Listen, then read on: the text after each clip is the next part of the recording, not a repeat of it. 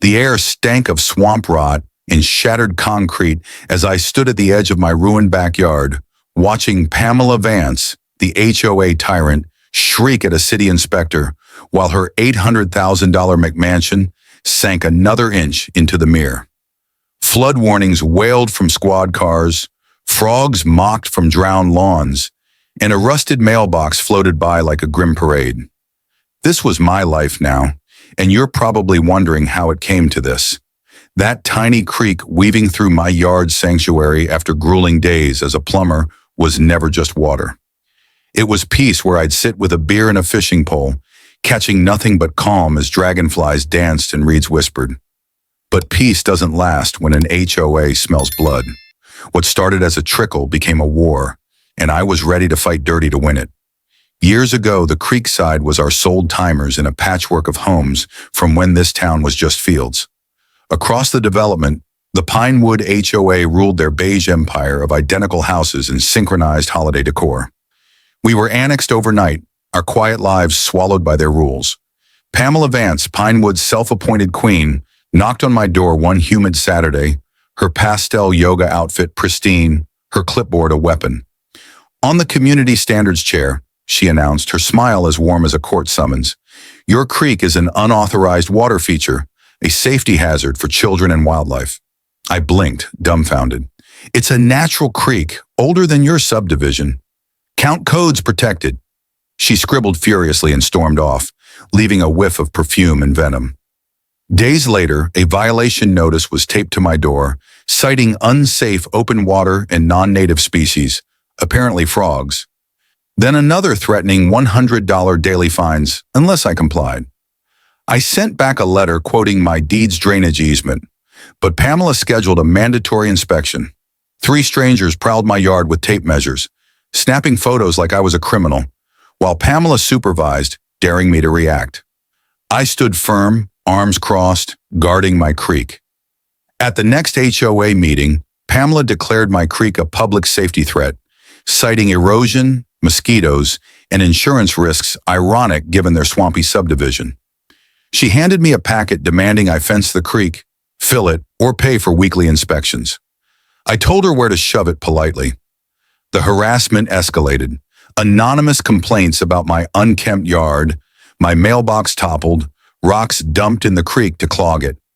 I caught Pamela photographing my property from her SUV, engine running like a getaway car. I refused to bend, keeping the creek clear, my sanctuary intact. But Pamela wasn't done. One Wednesday morning, a cement truck rumbled down the alley beside my house. I sprinted out as a worker in a neon vest guided the chute over my creek. "What the hell, First Ward?" "HOA drainage project," he muttered, unfazed. Before I could stop them, concrete poured, smothering pebbles, reeds, and frogs in a gray sludge. I slipped in the mud, scraping my arm raw, screaming as the truck kept pouring. By the time they drove off, my creek was a lifeless ditch. Pamela watched from the sidewalk, smirking. I wiped mud from my face and grinned back. She'd won this round, but she'd awakened a beast. The first rain felt like a gift, cooling the parched streets. I watched from my porch as water hit the concrete scar where my creek once flowed, pooling uselessly, spreading across my yard like a bruise. By noon, sidewalks were submerged, debris swirling in clogged drains. Pamela stood under a massive umbrella, gloating as water lapped at her flower beds. 2 storms later, the neighborhood unraveled. Mrs. Larson's basement flooded. Mr. Rivera sandbagged his porch, and Maple Drive became a stagnant lake, stranding cars. The HOA blamed homeowners' improper grading, personal drain failures, never mentioning the concrete that crippled the drainage system. I stayed silent, attending meetings, nodding as they flashed satellite images, and imposed $250 drainage inspections.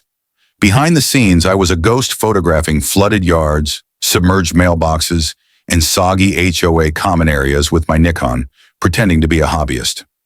My drone captured areas of water stagnating where the creek once flowed. My notebook logged dates, damages, and victims. Nobody noticed, too busy fighting each other. Neighbors turned vicious. Larson blamed Rivera's kids for clogging drains. The Thompsons accused the Patels of redirecting runoff.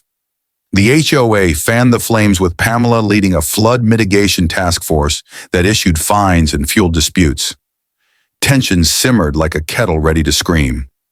Karen strutted with her HOA badge, thriving on chaos, issuing new rules and inspections.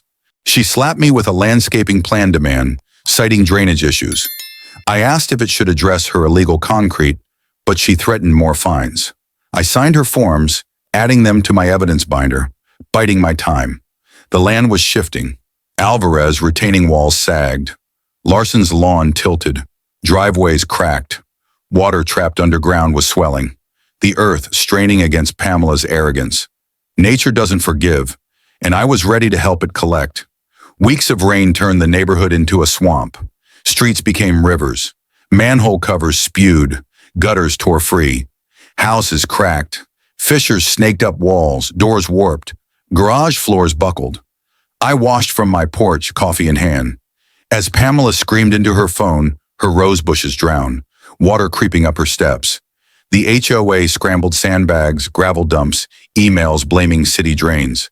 Pamela sued the city, claiming negligence. But the truth was undeniable. The creek's death caused this. Blame shifted to Moo Hispers, emails, then a violation notice accusing me of negligent maintenance and flood contribution. Pamela delivered it herself, rain-soaked, voice quivering with rage. I nodded, signed nothing, and let her rant, my smile unnerving her. I knew the creek wasn't gone, just hidden, seeping, waiting. In my garage, I unearthed a blue folder from my grandfather. 1952 surveys, a 1978 county letter confirming the creek's protected easement, and state watershed orders. The HOA had violated them all. I called the county water authority and city environmental office requesting inspections for unauthorized drainage modifications, omitting the HOA's name. Using a burner email, I sent drone photos, concrete pour images, easement documents, and code violations to news outlets, Facebook groups, and the HOA's banned form. 3 days later, county and city trucks arrived. Inspectors spent hours measuring the concrete, taking samples and frowning at my evidence. That night, a news segment edibles of our flooded neighborhood, hints of illegal drainage tampering. The next morning, a county investigation notice hit the HOA. Pamela stormed an emergency meeting, slamming papers, ranting about slander and conspiracies. A projector showed my whistleblower photos, concrete trucks, easement maps, red line codes. The room fell silent, board members squirming. Pamela claimed the concrete was temporary, but when asked for permits, she froze. News stories grew brutal, tossing around reckless and criminal penalties. Residents vented on camera about mold and sinking values. An environmental group demanded restitution. County notices plastered the community center. City inspectors probed home foundations. Lawsuits brewed homeowners, targeting the HOA and Pamela personally. Her allies dwindled. Meetings emptied. Her empire cracked like the neighborhood's walls. City citations landed, red tagging homes, including Pamela's, as unsafe. Movers' vans swarmed as families fled sinking houses. Insurance companies denied claims, citing HOA negligence. Foreclosures loomed. Pamela's mansion was condemned, and she fled to an RV, its wheels sinking into mud. The HOA's final meeting was a funeral $2.3 million in liabilities. No assets. Residents voted to dissolve it. Pamela's objections ignored. She was last seen hauling shredded files under a marshal's glare. The neighborhood chose redemption. With county grants, we restored the creek, ripping out concrete, planting grasses and willows. When water flowed again, clear and alive, dragonflies returned and frogs sang. I carved a sign by the creek. Nature always wins, not spy truth. Pamela's RV vanished, her house a swampy ruin. New families embraced the restored wetlands, letting the land story shine. I sit by the creek now, feeling its pulse, knowing it outlasts arrogance.